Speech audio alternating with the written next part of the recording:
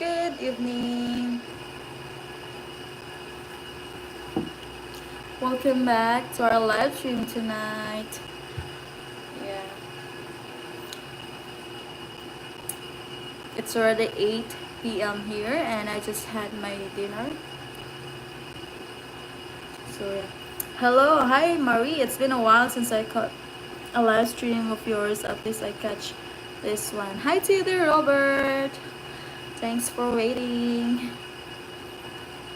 Thank you for joining my live stream tonight. Mm, Let me check.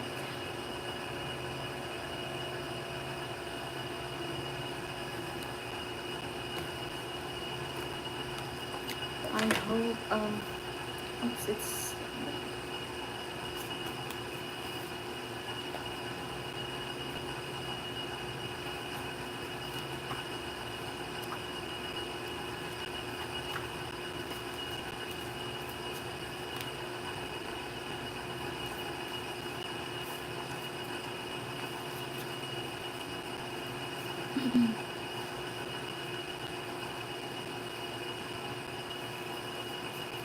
so hi to our viewers right now. Hi guys.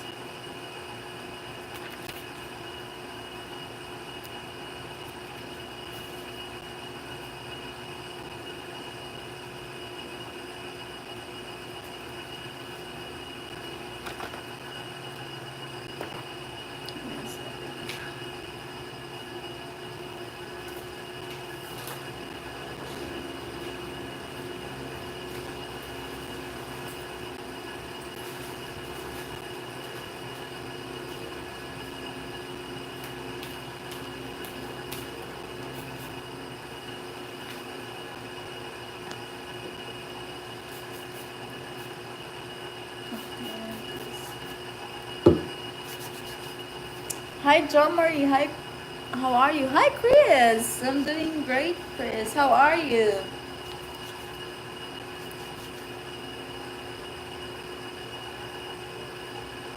Hey John Marie. How have you been? Hi Greggy. Yeah, I'm doing great, Greggy. How about you guys? How are you guys doing? I guess I'm not that loud here. So yeah, everything is closed so neighbors can hear for sure. All is good here. That's good to hear. Yeah. Oh, okay. Ah, it's hot. I just had my dinner.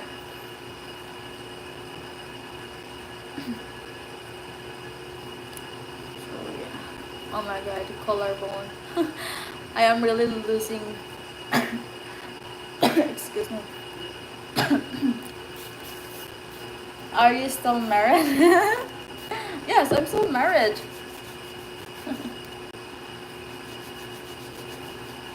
I'm still married.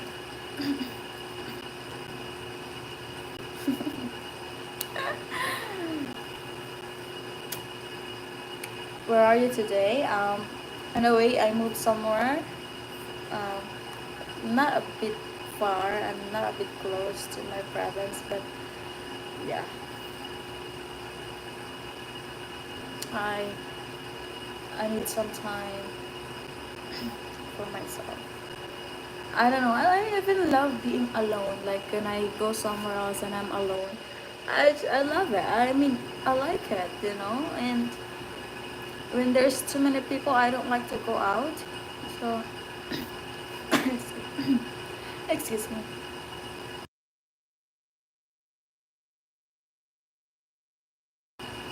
Okay, I have you. I wait. I have you asked why you aren't in US after all this time. Jamari, any time frame on when you will get to see America with your husband? So yeah, I don't know. I don't know what's going on now because we never heard from the visa anymore. I don't know. I don't know what's going on. I just never heard from them anymore. The last the last email that um uh, The last email that I received is they said that they're going to, you know, make an appointment for me, and then they were just gonna email me when they have the appointment, the date. So I don't know. That's what we're waiting on. It's almost 2 years now. This December since it's approved. So yeah, but it takes a while. That's what they said. It takes a while. It takes like 2 years for spouse visa. So maybe that's why it takes. I just don't have any idea what's going on with my visa. I'm just waiting. So once I heard from the immigration or NVC or whatever, then yeah, maybe. But yeah, I'm still gonna go there for sure. I still want to go to no, to America. I want to see what's America. I want to, yeah.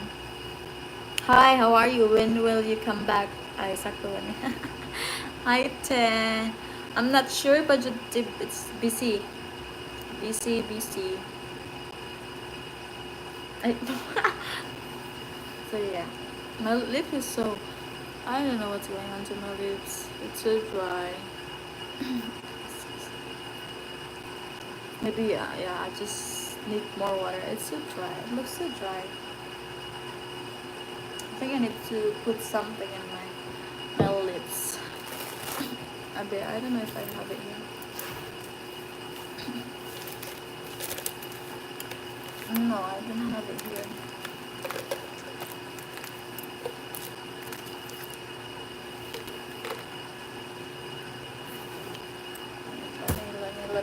Let me try to find a lip balm or something for my lips.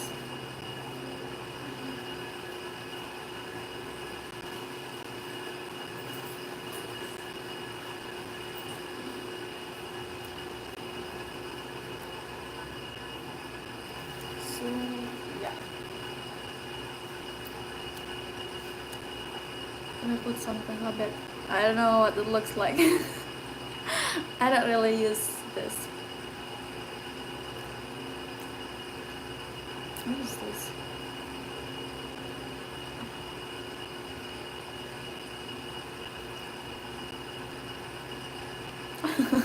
Oh my god, I don't like it. No, it's too much. Oh my god, it's like too much. Maybe try some beeswax on the lips. What is that? No, maybe I just lack of water. Oh, what's that? And I just need more water. I sleep a lot, so I don't know if I have a problem with it. I don't have a problem anyway in my sleeping routine. So, but I know I sleep a lot. Excuse me. So this is good. It's just fine. I think. It's,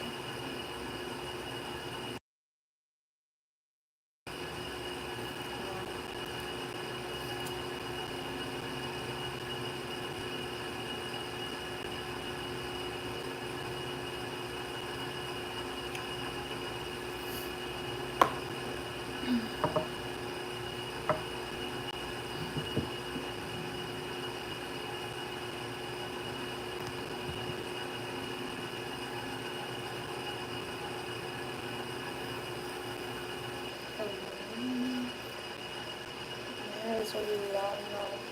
So long. Then I need to. I don't know. If I really wanted to cut this.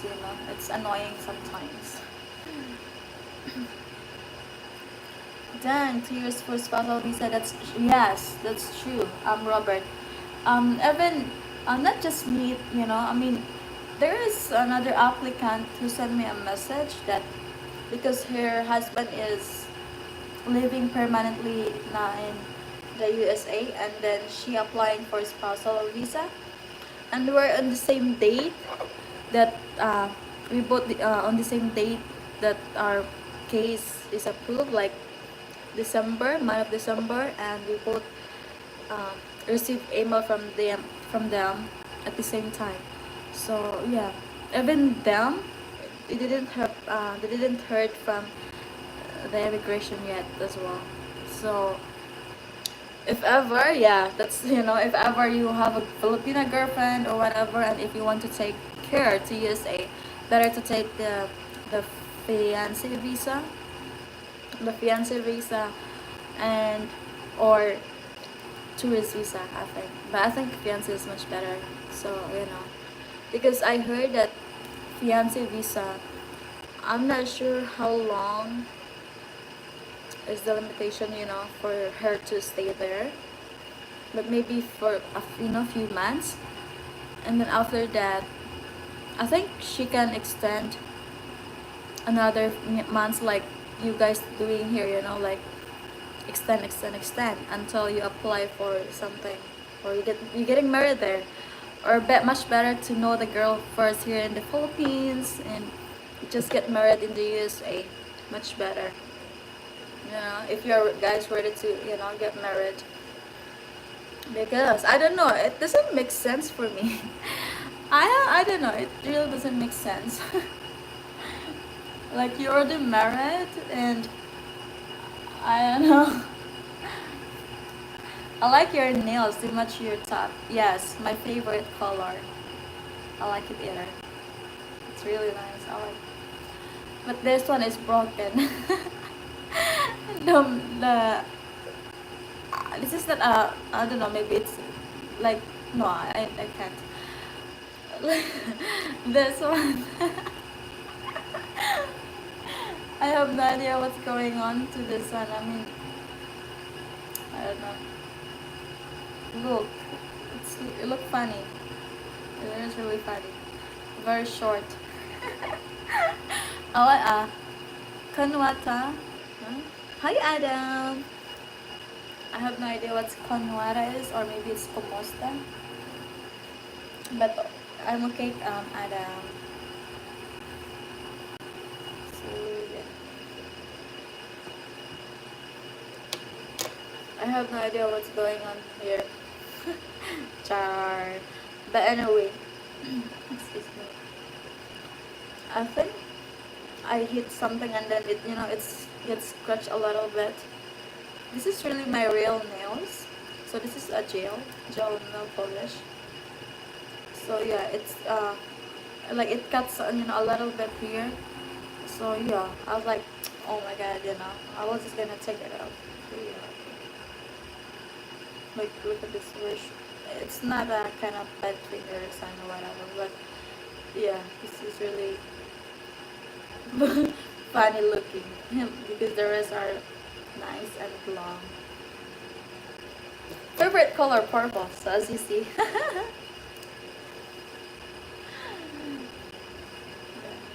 It's purple.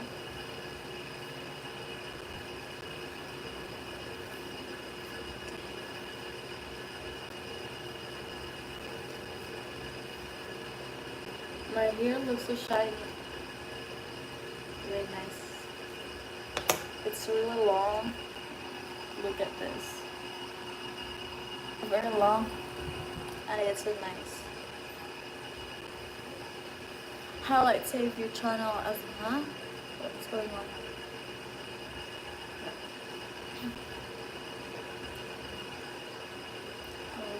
Okay.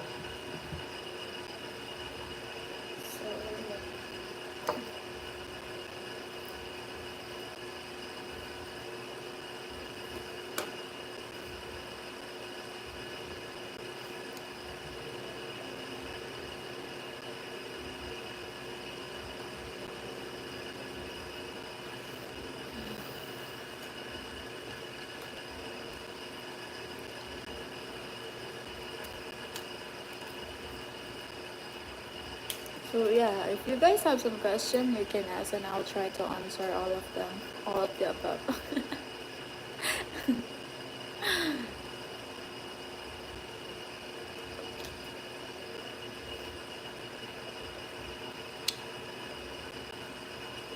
So my lips looks better now, for sure.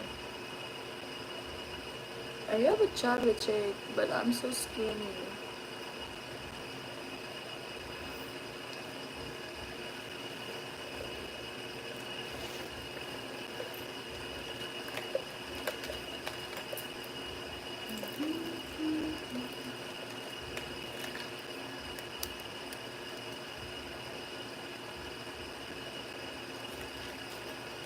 Oops, I did it.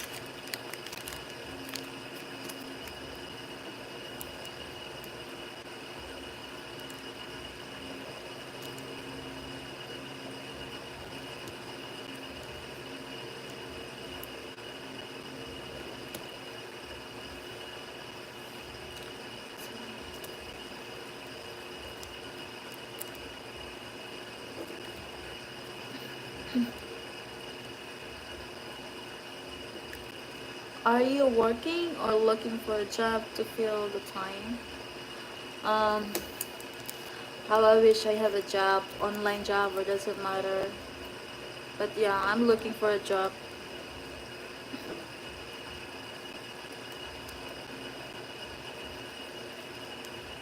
because I can just stay home all the time without doing anything.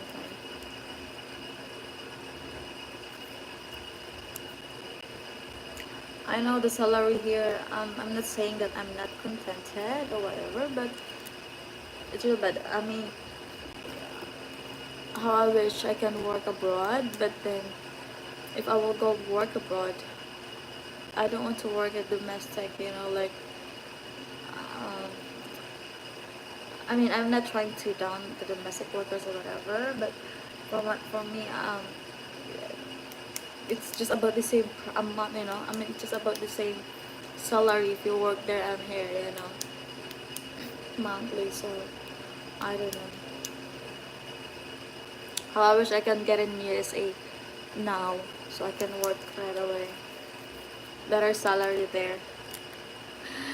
I don't know. Maybe for now I could say it's better salary there, but if I will start to live there, and then the cost of living there, I have no idea yet. You know. So yeah.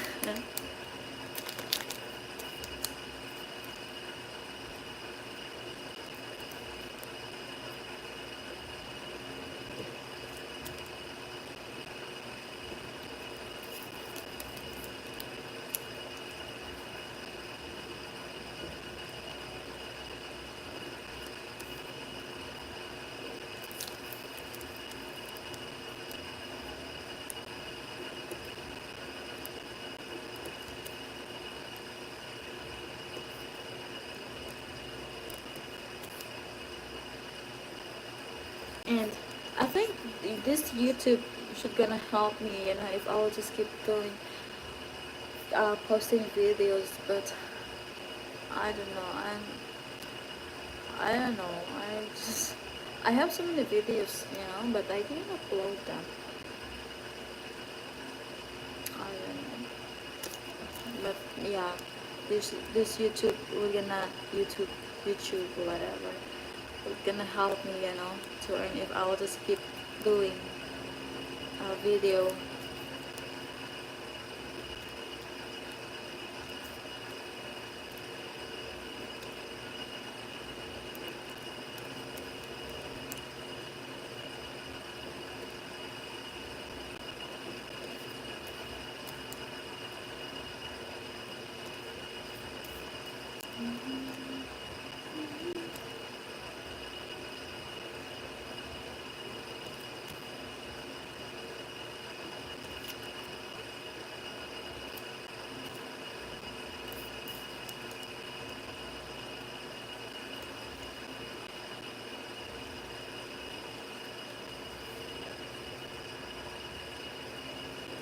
So yeah, hi to some of our viewers right there.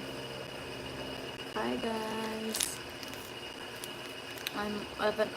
My face looks so white in here. I don't know. Maybe it's the lightening or I don't know. It's really like I don't know.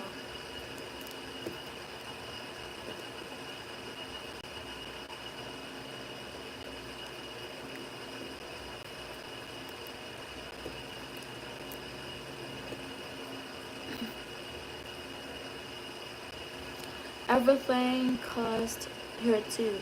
I'm paying much more for groceries than ever did. Yeah, that's what I really thought. That you know. Yeah, that's why maybe I could just say that they're gonna pay better salary there because if I'm going to convert the money from there to here, it's a lot. So yeah, but I believe it's not easy.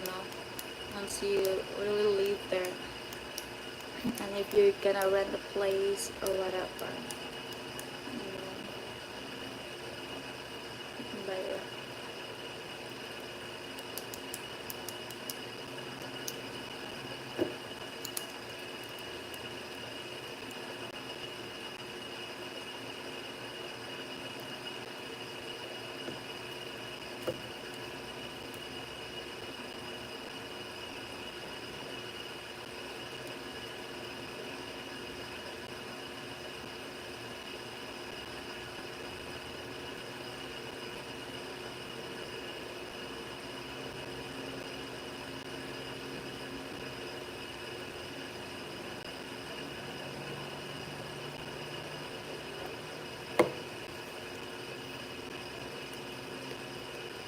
It's still early, but I'm already sleepy because I used to sleep early now. I changed my sleeping routine. No, so yeah, my sleeping routine now is early.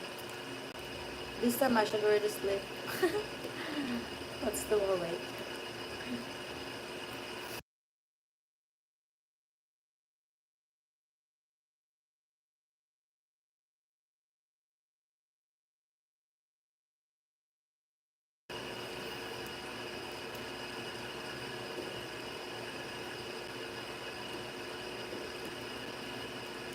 So yeah, to our some viewers out there, maybe you guys have some question.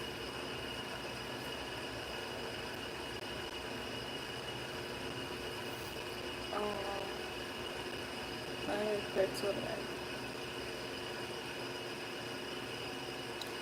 And I'm so skinny now, losing weight. Oh my god, look at my collarbone. It's really sharp now.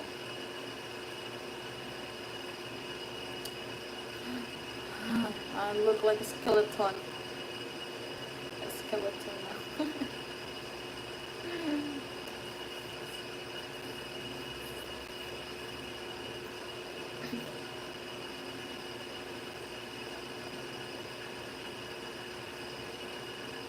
Yeah, this is funny because I got this brush. Look. Mm, just look at.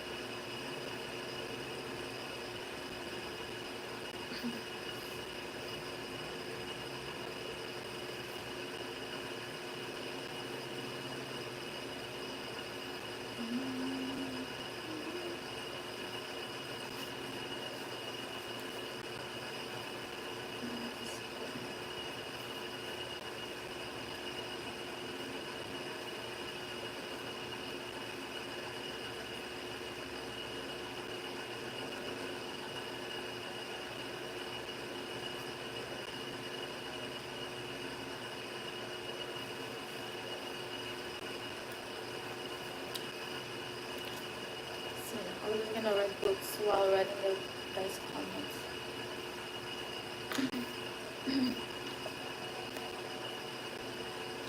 The mountain is you. So you, yeah, if you guys have some question or you want to say something, just comment there and I will just gonna, you know, read some pages or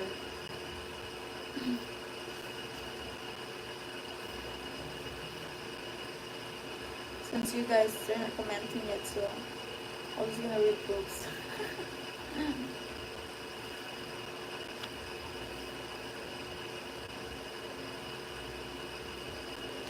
Yeah, so much.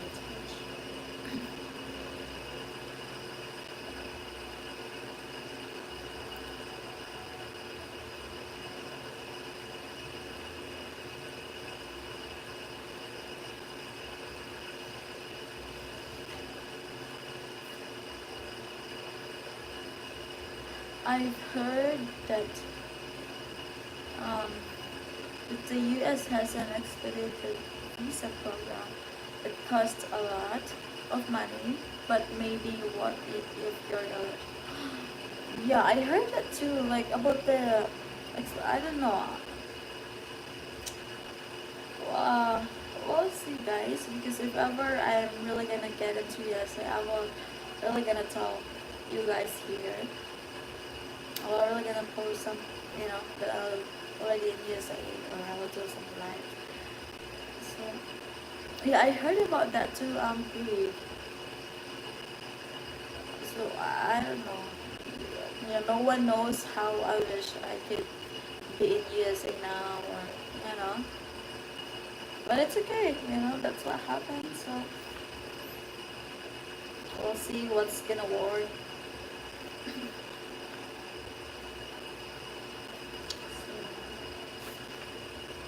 Because I haven't tried to look in Google, keep looking to the email and then to the pages, you know, and then some posted the same situation on me, and yeah, we're about the same. So it's not just me who's waiting, and yeah, actually a lot of us.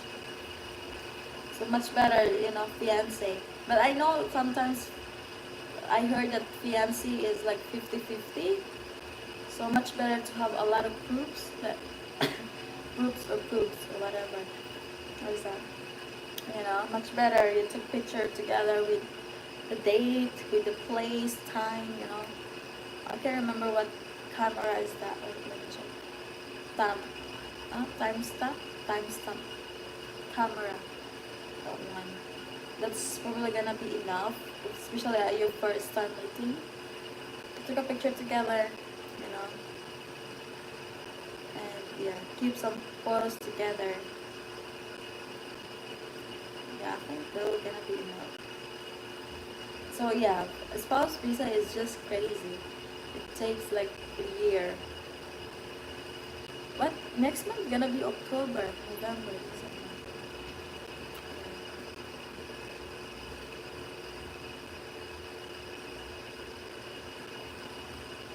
So much better if you guys want your wife live there with you in USA. You better get married there than here. And much better to get married there because there is a divorce. It's easy to do divorce, but here, oh my goodness. Yeah. Building emotional intelligence.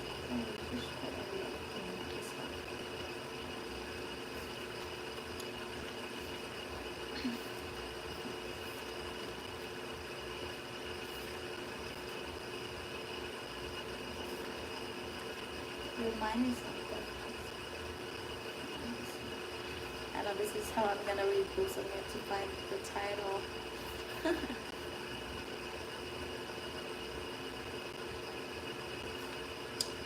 The Science of Adjustment.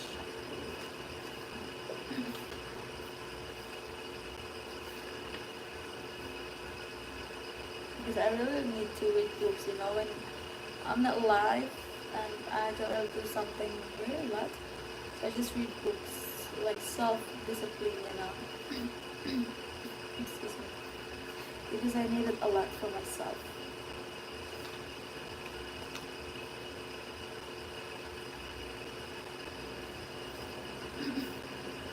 Warning is the weakest defense system. How to start letting go.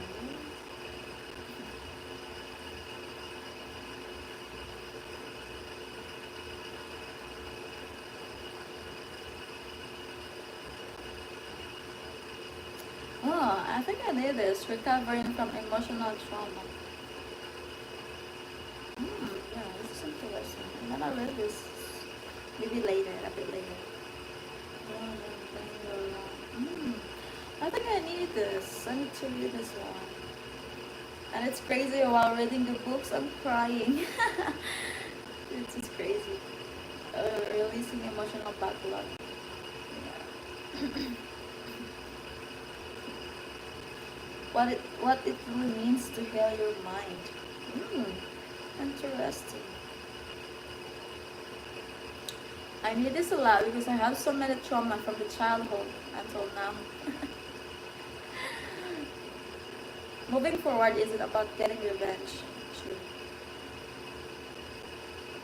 Okay, I think I already found the pages that I'm going to read. What leaves the path is clear the path.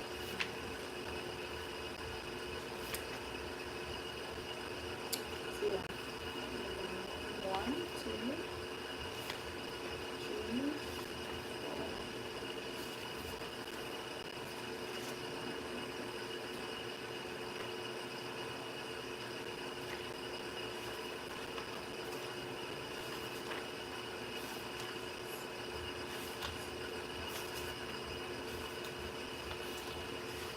So 10 pages is my assignment tonight. This is what I'm going to read tonight. Yes. Okay.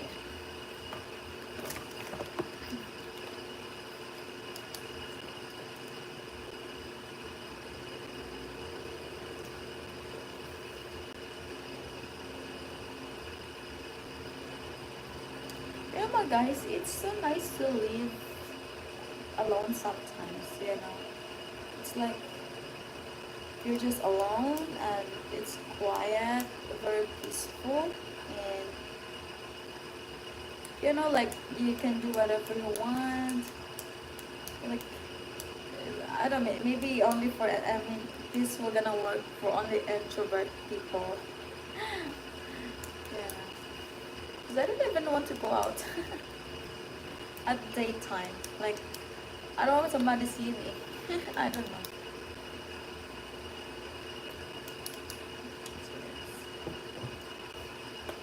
But anyway, I was gonna read books so while you guys was not saying something yet there. So if you want to say something, so I was gonna read.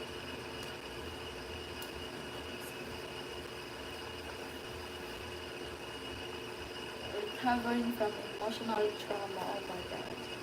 You might think trauma is in your head, but medical sense. It is actually in your body in the literal sense.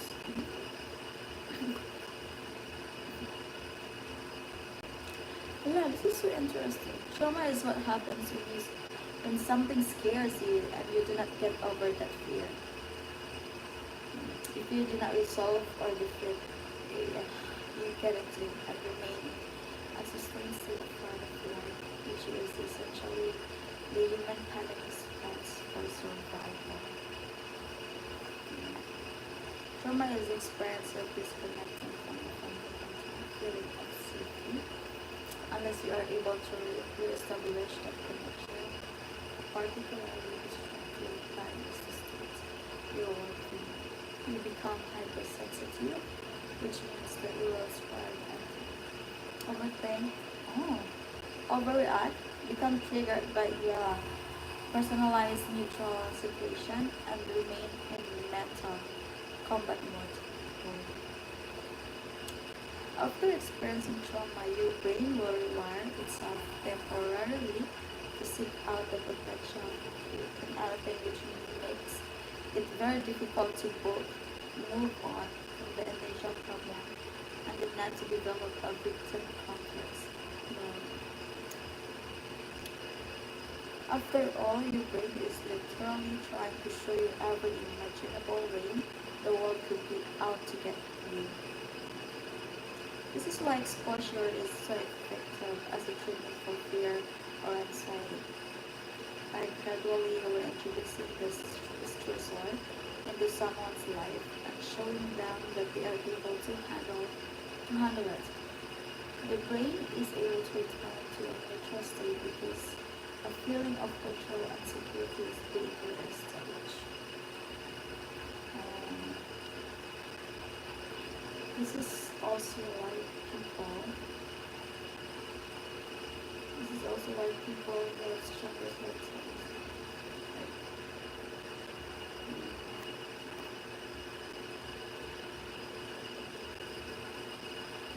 What is your biggest fear, Jomai? My biggest fear to lose myself, to lose my mind.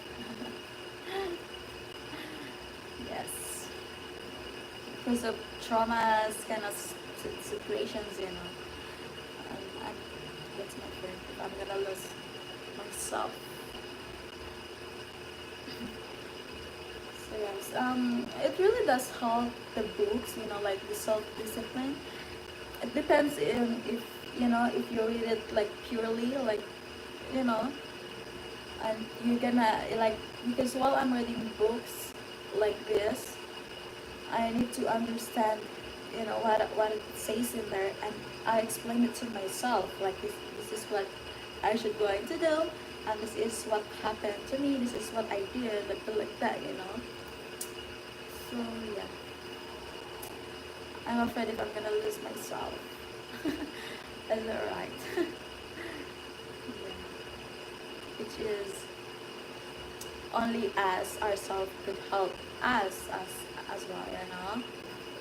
I just realized that, like, but if you, yeah, if you read books, it helps. It does help, as long as you understand what you were reading there. Because there are times that I'm reading books, like, and then I don't understand what it says in the, like, there's some, I'm not perfect, and there are some, I just don't understand. But then I did look in Google, but to translate some words in there. And if you read books, like, if not entirely, or like what's there, like, you just read, like, just read, and then it's useless. Because if you're just gonna read books just to read books, not to understand or whatever, that's useless. But yeah, so yeah, that's my fears, biggest fear, great.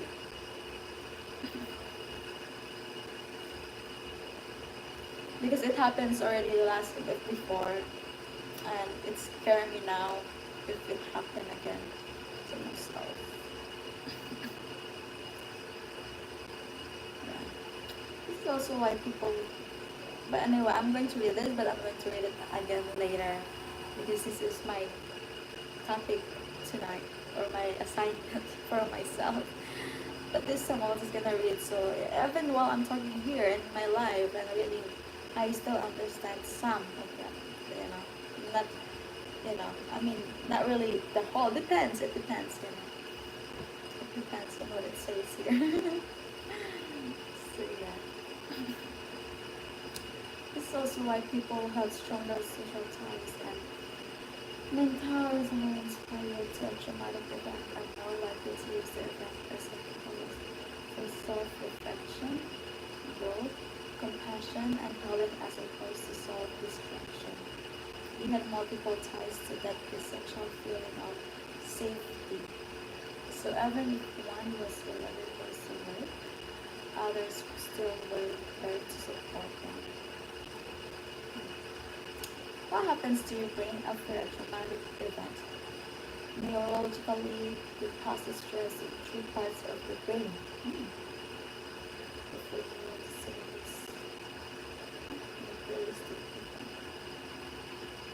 Stress, PTSD, individuals suffering from post-traumatic stress disorder have a smaller hippocampus at the center of emotion and memory. Increase environmental controls, function, similar to campus behaviors that plan and self-development. It becomes clear when why trauma tends to the following patterns. One, our brains stop processing memory fully, leaving us with fragments of what happened, sometimes contributing to a feeling of disassociation. Our ability to manage a range of emotions decreases. It becomes difficult to start, functional planning for the future, and our self-development and actualization of nature. When we enter a state of fight or flight, our body literally ceases in advanced functioning. It is not necessarily for our survival. The body receptors become extremely sensitive and reactive to stimuli. This is the beautiful and essential part of being human. It keeps us alive as a species. However, it is not a state that is meant to be sustained. So this is a goal of to learn of actualization or of the second's most physical survival. Today, our focus is primarily on self-actualization and meaningfulness and trying to feel safe through social acceptance, money, or mental health. With all of this gray area, it seems obvious that more people will be mentally and emotionally struggling than they did prior, despite having more physical challenges to overcome. Recovery comes down to something very simple, just restoring the feeling of one's safety. However, the most important part of this restoration is that you must reestablish a feeling of safety in the exit area of life that traumatized you. Often if someone is traumatized by a relationship they had when they were young, they will reinvest that energy into valuing being attractive or successful. To them, they believe that if they are good enough, they can never be denied or rejected again. However, we all know this is not how this works. It actually makes us have unhealthy and destructive attachment to these things. If we are traumatized by our relationship, we restore the feeling of safety by working on other healthy, safe relationships. So if you are traumatized by a relationship, restore the feeling of safety by working on other healthy, safe relationships. If we are traumatized by money, we restore the feeling of safety by doing what we must to ensure we have enough and by saving for an emergency expense and all. Mm. So for traumatized by money, we restore the feeling of safety by doing what we must to ensure that we have enough and by saving for an emergency expense. If we are traumatized by job loss, we restore the feeling of safety by having backup plan. Yeah. Or a side gig in line in case it were to happen again. Yeah, interesting. If you are traumatized by job loss, we restore the feeling of safety by having a backup plan. Yeah. Yeah. Sure. What most people try to do is overcompensate. Is that in an area of life that is not the real problem. For example, if they struggle in relationship, they hoard money to keep themselves feeling safe. Of course, this is always there because the problem never gets solved. Your trauma is not in your head. It is really literally a change state in your brain, and the only way you will help your body to return to its actual state is by recreating the feeling of safety that allows you to turn off survival mode and return to normal life. Oh, mm. Oh, it's interesting. It's interesting. Alright.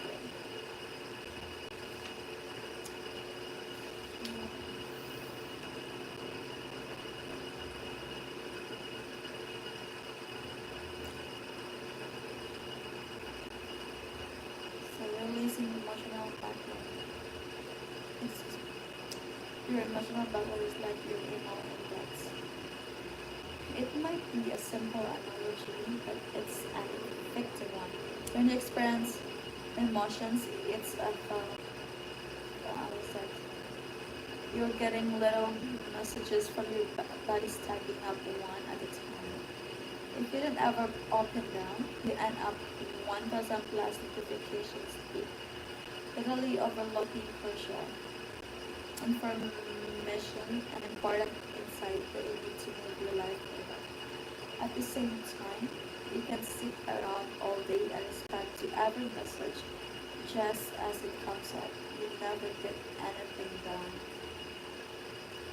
It is a mistake to assume that emotions are optional experiences. We are not. But we are masters of avoiding our feelings, and we do it in so many ways. Often we rely on substances that physically numb us, projections and judgment that place the attention on someone else's faults as opposed to our own.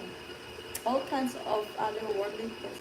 And on the most excuse me, and on the most basic level, tensing our bodies up so efficiently that we are rendered incapable of feeling.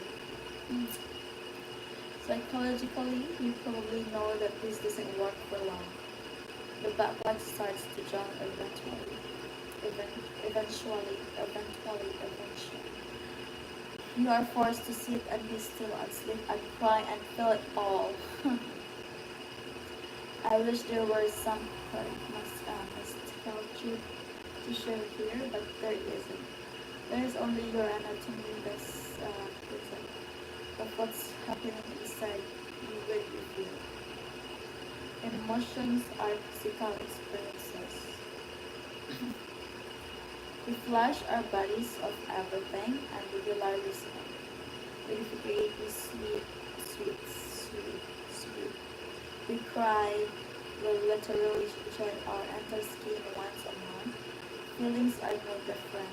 We are experiences that must likewise be released. No, it's real. When not felt, emotions become embodied. They become literally stuck in your body. This is because they have something called a motor component, which means that the minute they begin, before you can suppress or ignore them, they create micromuscular activation. Our bodies respond instantly. We often store pain and tension in the area of the body where an expression began but was never fully materialized. This is because, neurologically speaking, the part of your brain that regulates emotions, that the anterior cingulate, is the next to the premotor area, which means that when a feeling is processed, it immediately begins to generate a physical motor response. The premotor area combines with the motor cortex. What is motor area? Motor cortex and then sparks back into the specific muscles that are going to express emotion. See, like this, there are some words that I don't understand, and then I don't understand the whole sentence. But anyway, I'm gonna read them later. Because while I'm reading books, I'm really talking to myself as well, like explaining something to myself. Which muscles express which emotion? Well, it depends. So yeah, which muscles express which emotion? Well, it depends. We have a lot of language that goes us into where we have physical reactions to emotions. We often feel fear in our stomach, open and close one. Think of a nervous stomach or a gut constantly. And heartache in our chest, that where the whole broken heart things come from. Stress and anxiety in our shoulders. Think of the weight of the world on your shoulders. And relationship problems in the neck. Think they are pain in the neck. But it actually goes even deeper than this. Let's say that someone did something to you that crossed a boundary, and your instinct was to yell at them. However, because you understood it was not effective to literally scream, you held back.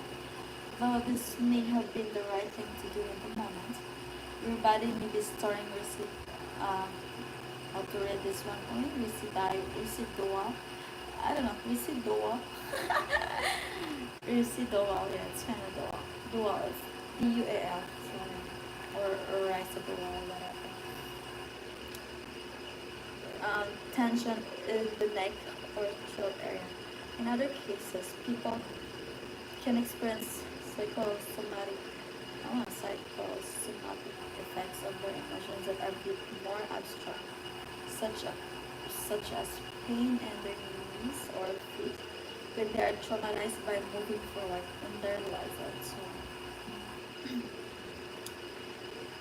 But anyway, I like to read books as well because it practices my, my English, my pronunciation. I know I'm not perfect in pronunciation, but by reading books it helps too.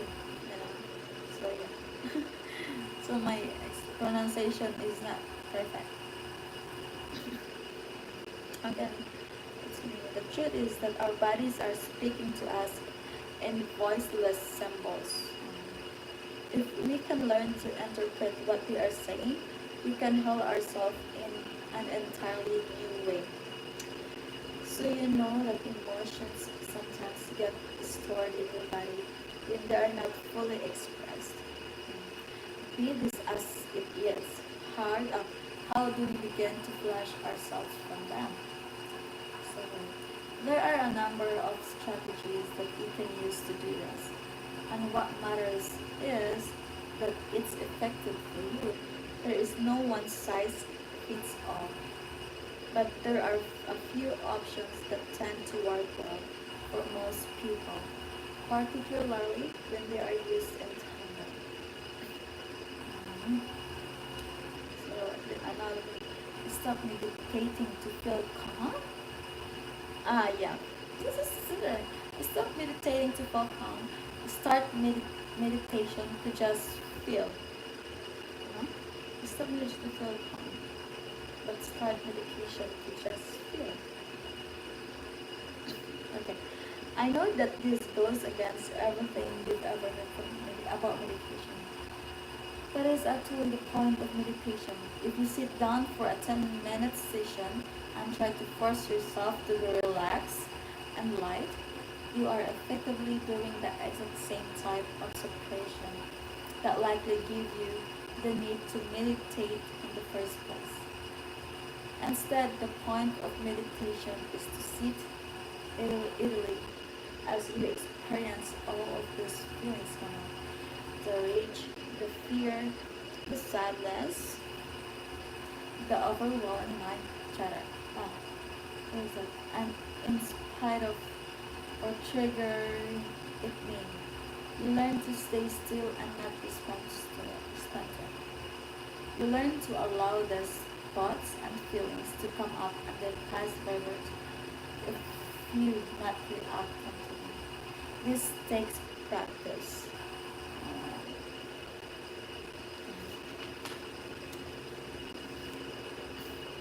Use breath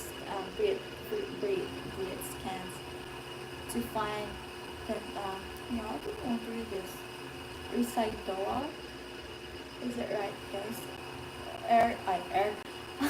RASIBUEL. Yeah. Tension in the body. It usually doesn't take. Let me check in the paper. Yes, it's residue. Yes, it's residue. See, there are some words that I don't understand. I just read it dual because it's the same spelling. It's the same spelling, but it says residue. Residual. It's residual. Oh, it's not residue, but it's either residue or residual. Dual. It says dual, not dual. Because I read it dual, so it's residual. Oh, okay. And I already read what's that meaning also. Okay, now I understand. Use breath scans to find residual tension in the body. Okay. Residual. But if you're gonna dual sim, I read this dual because like dual sim, the same spelling. And residual. Residual. Okay. It's almost there. It's not bad. At least I know the receipt. Okay. It usually doesn't take too much extra effort to figure out where in your body you are storing pain. You feel it, yeah. It's in your chest, your stomach, your shoulders, whatever is bothering you. However, if you aren't sure or if you want to zero in specifically on where that pain is, do something called a breath scan. In this, you will breathe in and out slowly and without taking a break between breaths. When you do this, you will begin to notice that you might hit a snag. Oh, what's that? Or hiccup. Hiccup.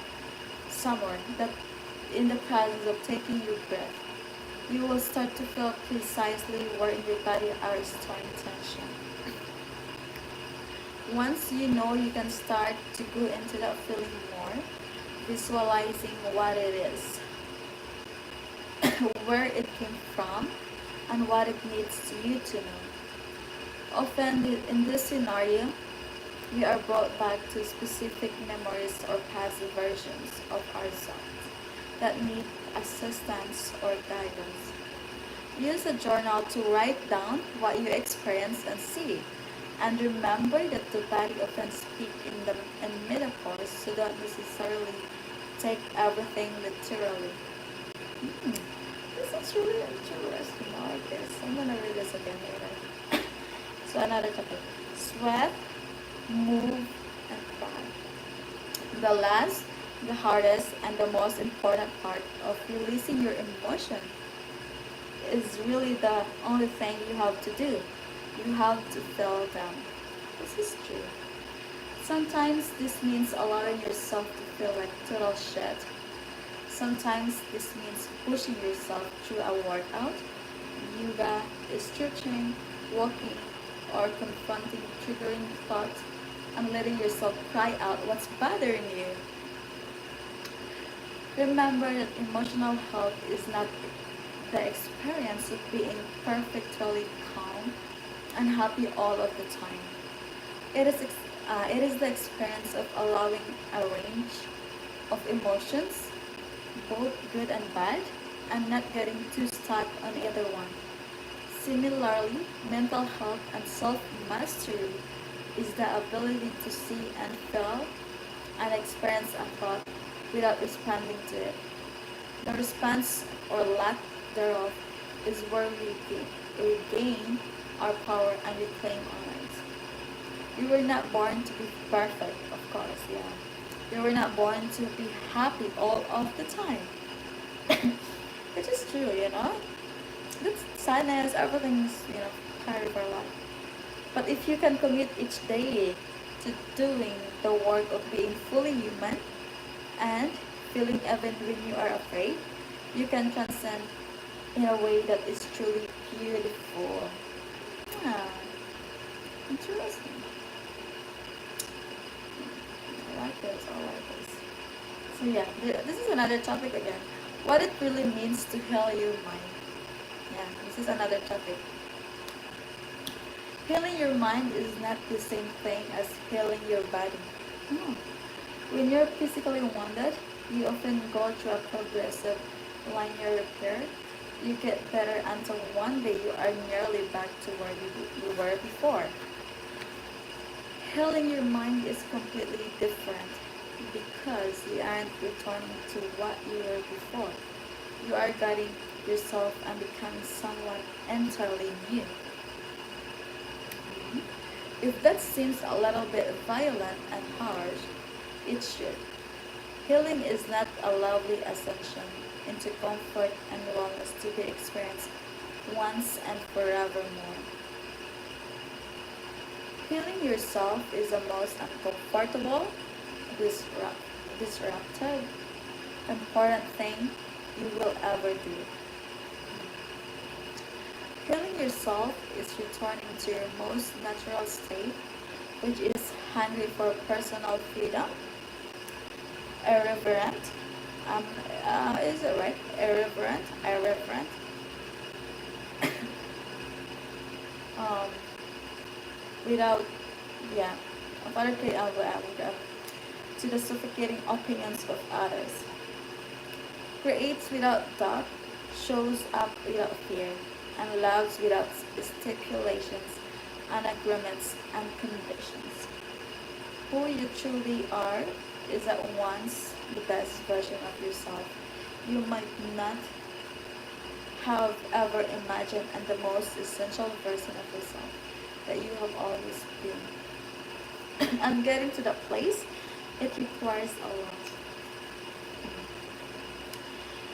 Healing requires you to take an honest inventory of your grudges and aggressions and the wells of longing and fear you've been ignoring all this time.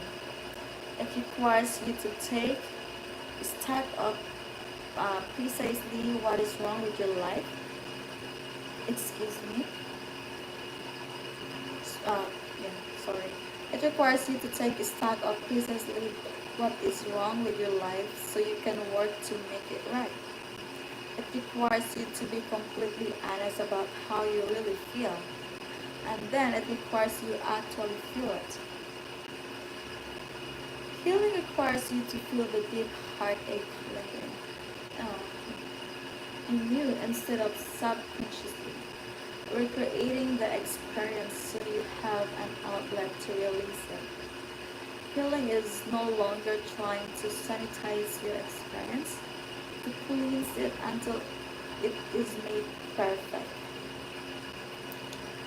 Healing requires you to go through the full expression of every emotion that you cut off and buried when you decided you were no longer comfortable with it. Healing requires you to face every ounce of darkness within you. Because just beneath what appears to be an impermeable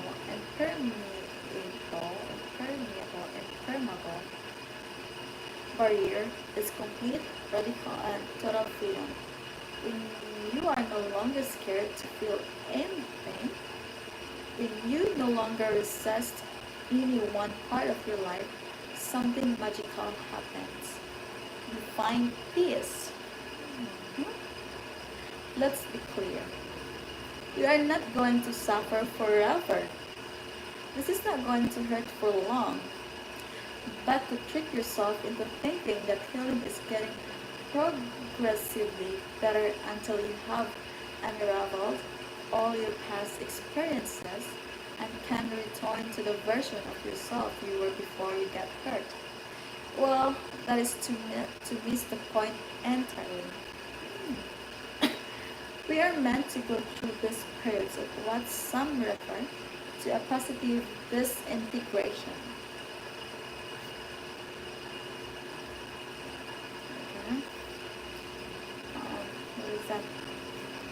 It is when we must adopt our self-concept to become someone who can handle, if not thrive, in the situation that we are in. This is this is normal. This is healthy. This is normal. This is how we are supposed to respond. But we coward, is it right? Coward or coward? Coward. C-O-W-W-E-R.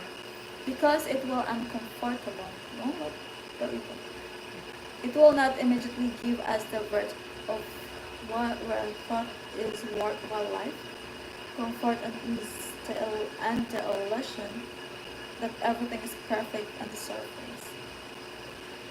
Healing is not merely what makes us feel better, the fastest.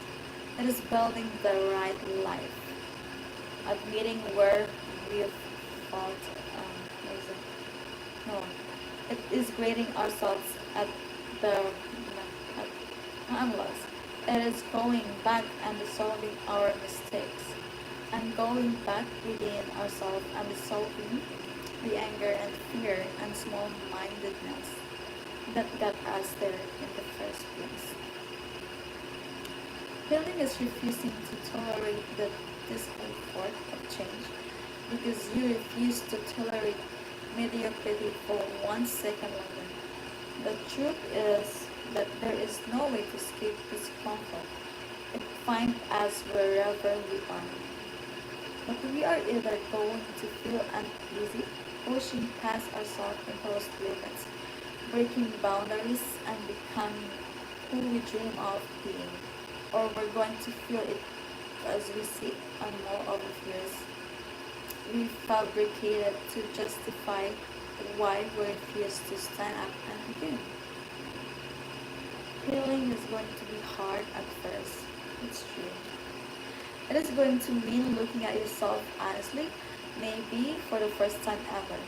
It is going to mean stepping out of your comfort zone anyway, so you can lead toward the person you want to be. It is not what makes you more comfortable. It is what conditions you to be more motivated by discomfort than you are scared of it. I'm inspired by your storm moments more than you use them to forge the change of worry. Healing is going to change everything. Mhm. But it has to start with you being willing to feel what you are afraid to feel. This is healing is going to change everything. But it has to start with you being willing to feel what you are afraid to feel. Let's be clear about something. Becoming the best version of yourself is your natural inheritance. It is what you are born to do. Healing is simply releasing the sickness that is limiting beliefs and fears that are holding you back from doing exactly that. Healing is not about going back to exactly who you were before, because the person wasn't yet capable of seeing that storm before it hit, and that person didn't know how to shield themselves from it. True. You aren't supposed to go back to being naive, less jaded, or more unaware. You aren't meant to return to your blissful mindlessness, a life in which you didn't know about the contrast, the pain, all of the good and bad that life can throw at you. That's true. What you get on the other side of healing is greater than that. You just haven't experienced it yet to know. What you get for going through something painful is that you become more resilient, more self-sufficient, more empowered. You realize that nothing will save you, and you must begin the work of saving yourself, which is the entirely purpose of your life. Which is what I'm trying to do now to myself, is trying to save myself from everything. Excuse me. This is really interesting. When you begin this work, you find your inner strength. You realize that you have power and influence, and you can strategize and you direct your life. You realize that instead of what you can control, your life can be built on what you do. Mhm. When you heal, when you heal. Anyway, you become stronger where you've been broken. It's true. You become grounded where you've been egotistical. You become responsible where you've been neglectful. You become more sensitive and able and conscious. You become more considerate. You are more empathetic. You are more mindful, more careful. But what you don't need to be more of is afraid. Mm. But what you don't need to be more of is afraid. Fear is not going to protect you. Action is. Worrying is not going to protect you. Preparing is. Overthinking is not going to protect you. Understanding is. Oh, interesting. So fear is not going to protect you.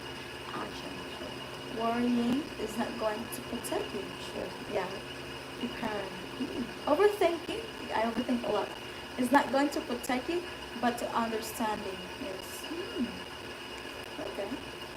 When we hold on to fear and pain after something traumatic has passed, we do it as a sort of safety net.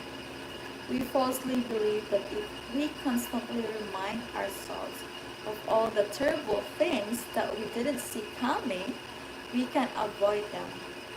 Not only does this not work, but it also makes you less efficient at responding to them if they do. Yeah, prepare. Prepare all time. I should learn how to accept, because if there's something happen, it's good or bad, as long as you know how to accept it, good. I think I learned already myself that if what happens, good or bad, I need to accept. But sometimes it still makes me struggle. That's normal. We become sad because as it says in the books, we're not happy all the time. We have problems too. So, and, but there's a solution of it. But only as ourselves can help us as well. So, yeah. Okay. Because okay, let's move on. Because most of the time, you're so busy worrying about monster in the closet. You forget to address the actual things that will with you over time. Your health, your relationships, your long-term vision, your finances, your thoughts. When you heal completely, you stop tolerating discomfort.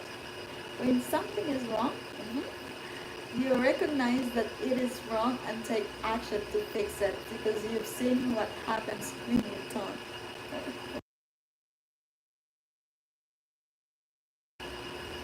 When you heal completely, you're able to think ahead and rationally consider cause and effect. You recognize that your actions will generate results, and if you want to better control outcomes of your life, you have to better adjust your habits. When you heal completely, you realize that there is nothing more important than being able to enjoy where you are, right here and right now.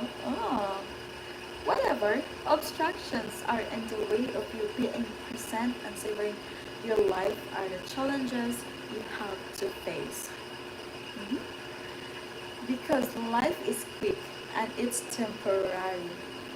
Oh, guys, I think everyone knows that, yeah, it's really true.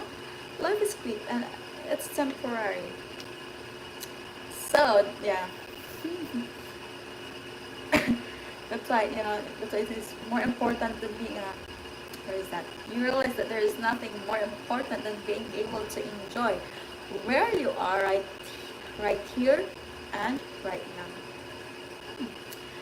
Okay? Yeah, because life is quick and it's temporary. What you have now, you could lose tomorrow.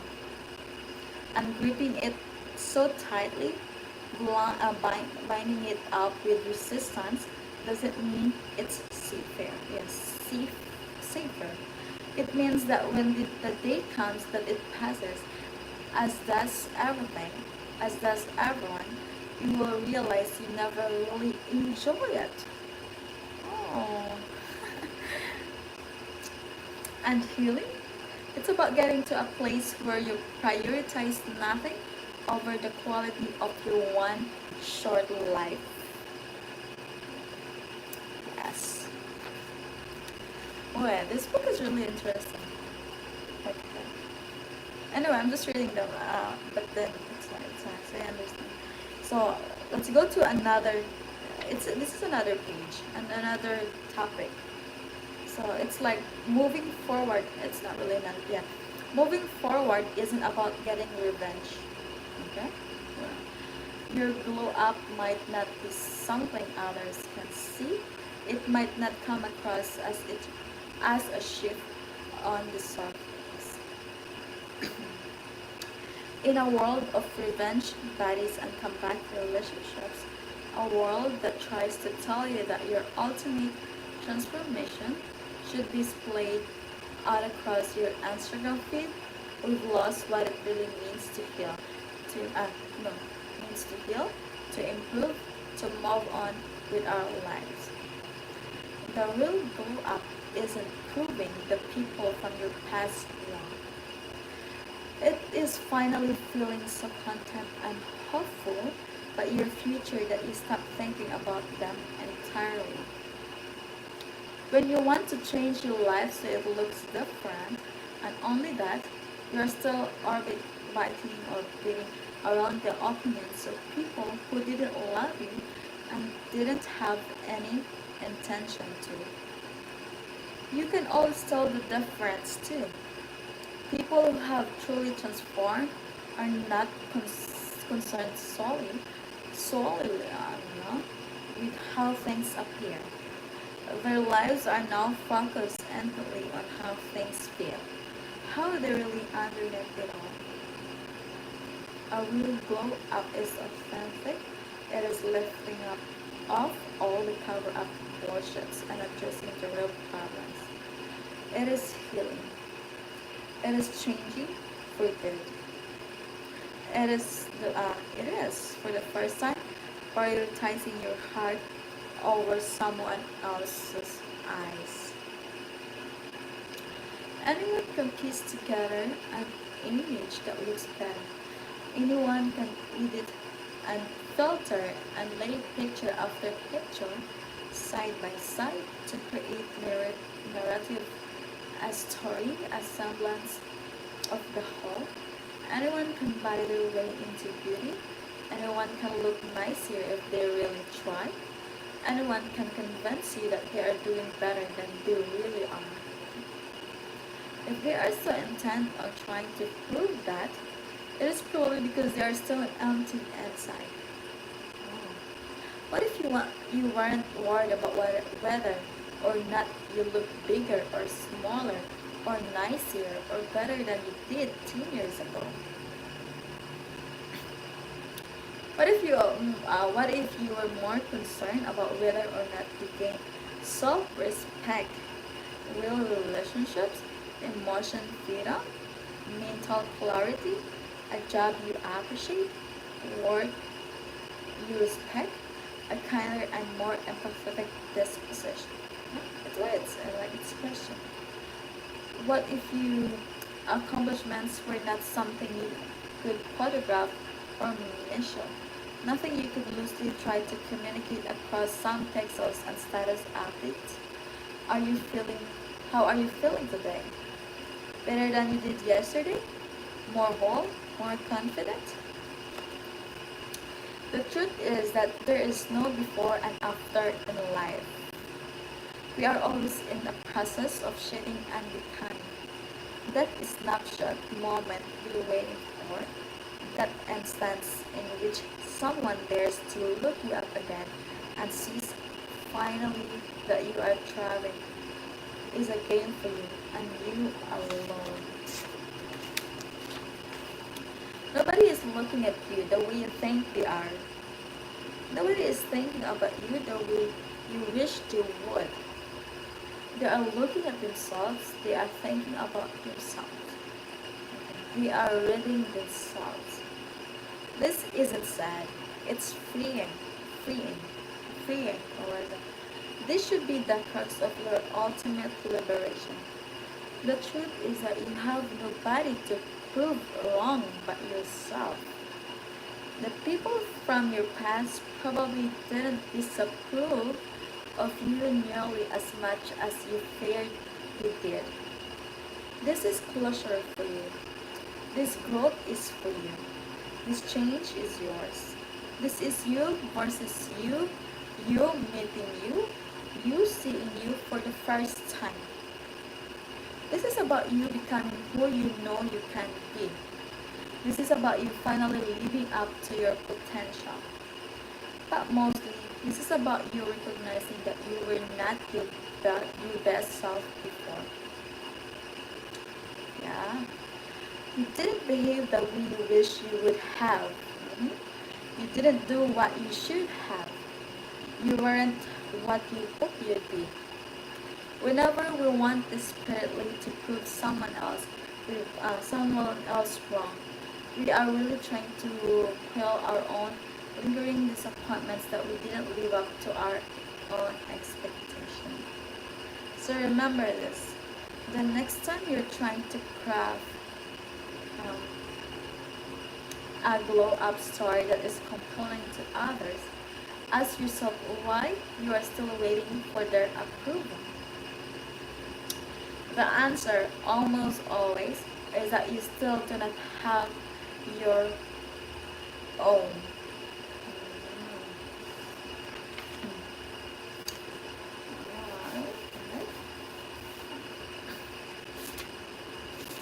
Okay, let's move on. Building a new future. Building a new future. Now that you have done the challenging work of beginning to release your past experiences, you must turn your attention toward building a new present and future. When we release, we are wiping the slate clean to create something better. One of the most common pitfalls of people who try but not to succeed in releasing their past is that their focus remains on just that. The work now is to envision who you want to be, connect with the most powerful version of yourself, design your life through your daily routine, and uncover your true purpose for being. True. So, yeah. Ate, birthday ko po ngayon. Pangalan ko po, Pen. Hi to you there. Happy birthday, Consalva. Happy birthday to you. You're getting old. Kidding. But anyway. Meeting your highest potential future self.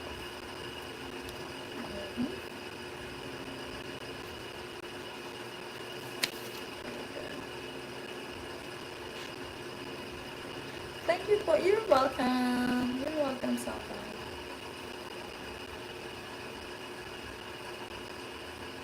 Oh, this one. Trauma is not in your head. It is in your body. Did I read this one?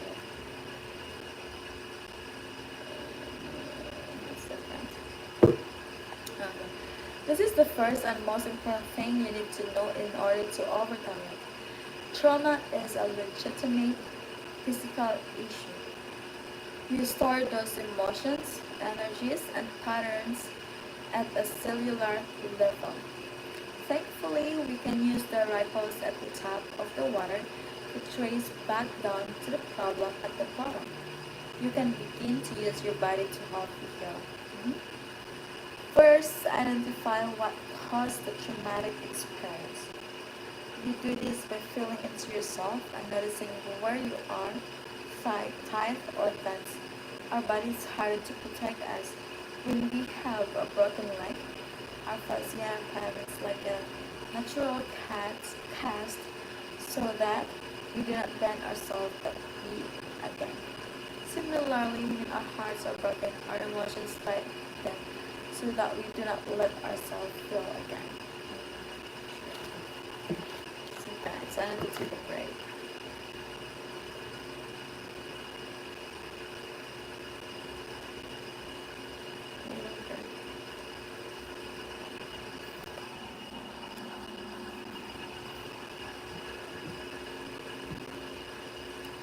So, it's good to read some books.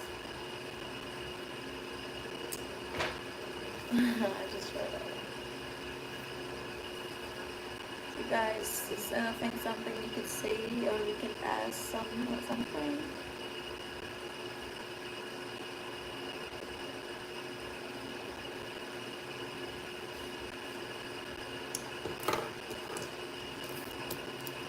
I'm abandoning.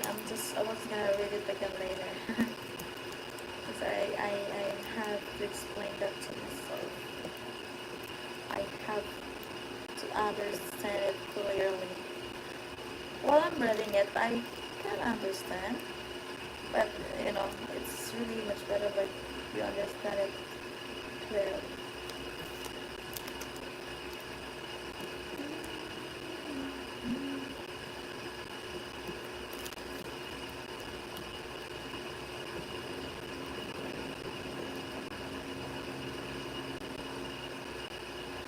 Oh my god, I'm so sleepy.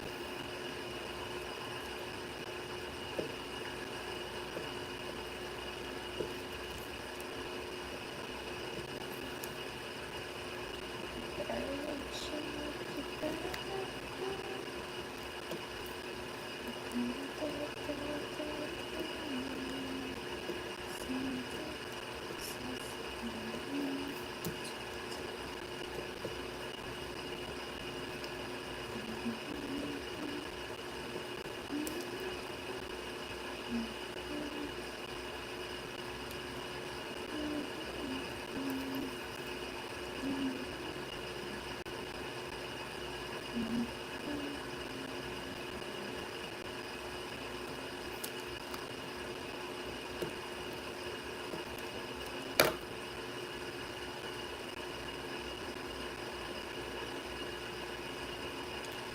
So, hi guys.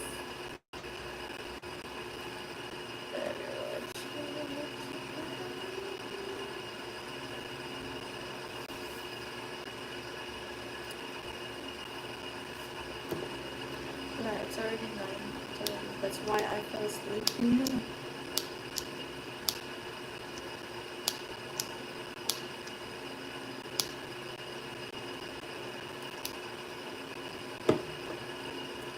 So guys, I'm going to end this live here now because it's already 9:30 p.m. and I'm kind of sleepy. So yeah, it's my new sleeping routine. I sleep like early than before. So thank you so much guys for joining my lesson tonight.